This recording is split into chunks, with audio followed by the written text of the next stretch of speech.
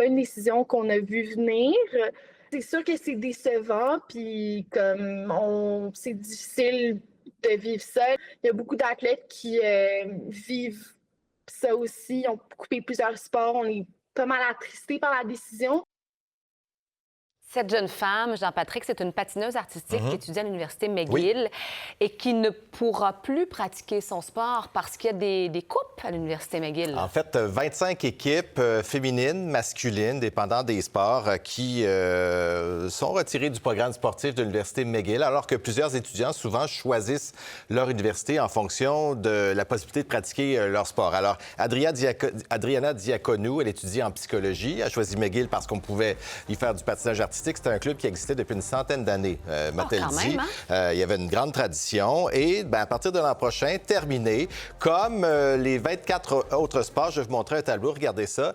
Et pas les moindres, hein? Athlétisme, hommes et femmes, badminton, baseball chez les hommes, du bûcheronnage, bon, ça doit concerner quelques athlètes seulement, escrime, le golf, le hockey sur gazon féminin, la crosse, patinage artistique évidemment, rugby féminin, ski de fond, squash, tennis, voile et volleyball masculin.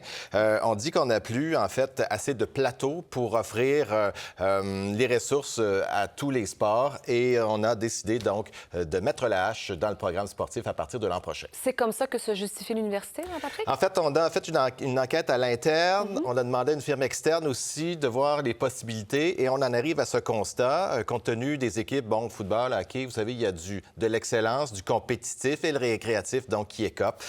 Donc, ça sera plus possible. Par contre, les étudiants qui sont touchés ont décidé de bouger. Il y aura plusieurs pétitions là, qui seront en ligne. En fait, il y en a déjà une pour le rugby. Patinage artistique, on me dit que ça s'en vient. Et je vous laisse entendre Adriana Diaconou une dernière fois sur les athlètes laissés de côté qui se préparent. Donc, c'est clair que si à plusieurs, on peut se rassembler puis venir essayer de discuter avec l'école, voir les différentes disponibilités qu'ils peuvent nous offrir, c'est sûr que c'est quelque chose qu'on va voir en temps et lieu. Alors, on verra comment, si ces pétitions vont avoir un effet. En tout cas, on est prêt à discuter auprès de la direction de l'Université McGill pour ramener ces sports, ou en tout cas quelques-uns. Merci, Jean-Patrick. Plaisir. À tantôt.